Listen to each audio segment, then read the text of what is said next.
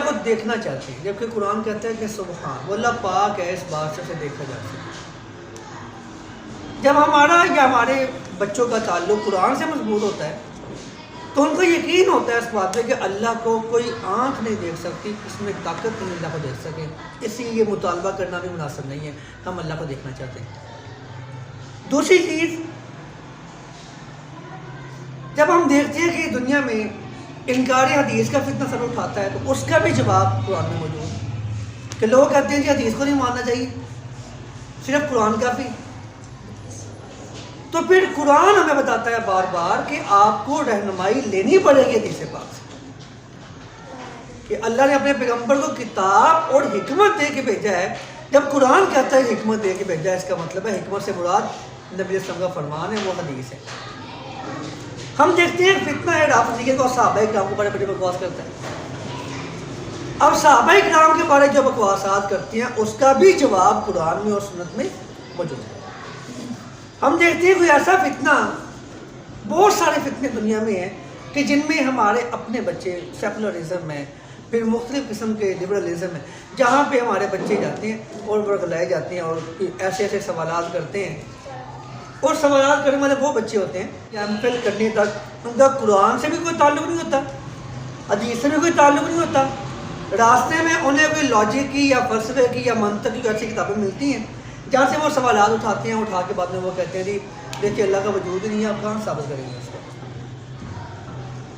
تو اسی لیے سلف صالحین اس بات پہ زور دیتے تھے کہ آپ خود کو اور اپنے بچوں کو کتاب اور سنت سے جوڑ دیں، قرآن سے اور رسول اللہ کے فرمان سے ان کو مضبوطی سے جوڑ دیں تاکہ یہ گمراہ نہ ہو۔ اور نبی علیہ السلام نے فرمایا تھا قد ترکتم علی البیضاء لیلھا کنہارھا لا یزیغ عنہا الا ہالک، میں آپ میں دو چیزیں چھوڑ کے جا رہا ہوں، ایک قرآن اور ایک حدیث، ٹھیک ہے، لا یزیغ عنہا الا ہالک، جو اس سے پھسل جائے گا، ہٹ جائے گا، وہ ہلاک ہو جائے گا۔ اور ہلاکت اسی کا نام ہے کہ وہ گمراہ ہو جائے گا، وہ اللہ کا انکار کر دے گا، کبھی وہ حدیث کا انکار کر دے گا، کبھی وہ رسول اللہ کی ختم نبوت کا انکار کر دے گا، کبھی وہ صحابہ کرام کا ایمان کا انکار کر دے گا، وہ مختلف فتنوں میں وہ چلا جائے گا۔ تو پھر ہمیں خاص طور پہ چاہیے کہ خود کو اور اپنے بچوں کو کس سے جوڑ دیں؟ قرآن کے ساتھ جوڑ دیں، مضبوطی کے ساتھ، جو ہمارے اسلاف کا طریقہ ہے۔ للذین، ان لوگوں کے لیے کفروا، جنہوں نے انکار کر دیا، جنہوں نے انکار کیا، کس کا؟ بربہم، اپنے رب کا، اللہ کا ہی انکار کر دیا۔ اللہ کہتے ہیں مجھے پہچاننے کے لیے یہ آسمان کو اور سے دیکھو، فَلْيَنْظُرِ الْإِنسَانُ إِلَىٰ طَعَامِهِ، اپنے کھانے کو دیکھو، فَلْيَنْظُرِ الْإِنسَانُ مِمَّا خُلِقَ، اپنی پیدائش کو دیکھو، اپنی آنکھیں دیکھ لو، اپنے جسم کے اعضاء دیکھ لو، اپنی یہ بولتی ہوئی زبان دیکھ لو، اپنے جسم پہ ہی غور کر لو، اللہ کو پہچان لو، اپنی پیدائش کے پروسیس پہ غور کر لو کہ کس طرح اللہ نے آپ کو، کس طرح سے اللہ نے آپ کو پیدا کیا ہے، اور کس طرح پھر آپ آج دنیا میں موجود ہیں۔ آپ کی جو پیدائش ہے کیا ہے، اس کا پروسیس اللہ کا، وہ دیکھو، آپ کو اللہ کی پہچان ہو جائے گی۔ تو پھر اللہ کا انکار کرتے تو جواز نہیں بنتی۔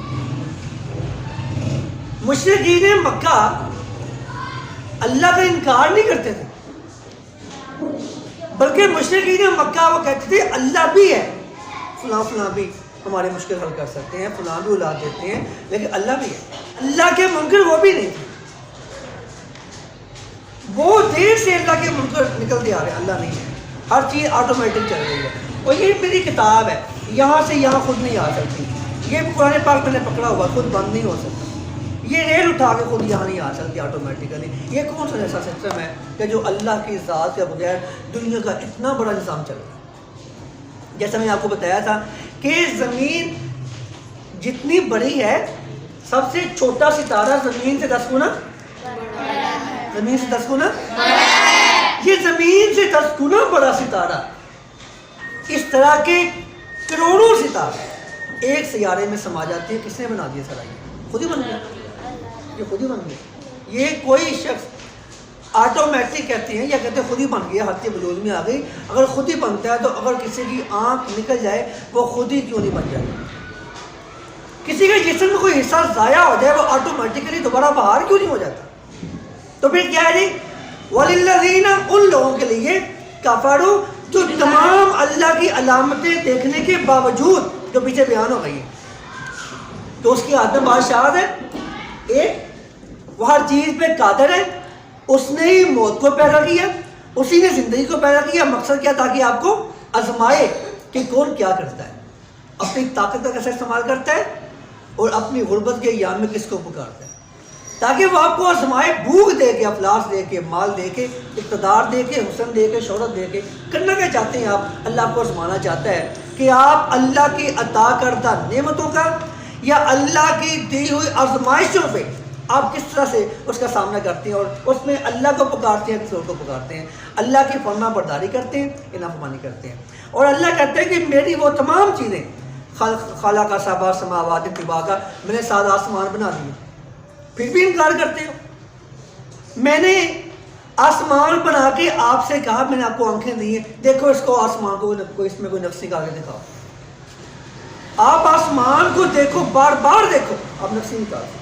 جب نقص نہیں نکال سکتے تو پھر بھی آپ اللہ کا انکار کرتے ہو.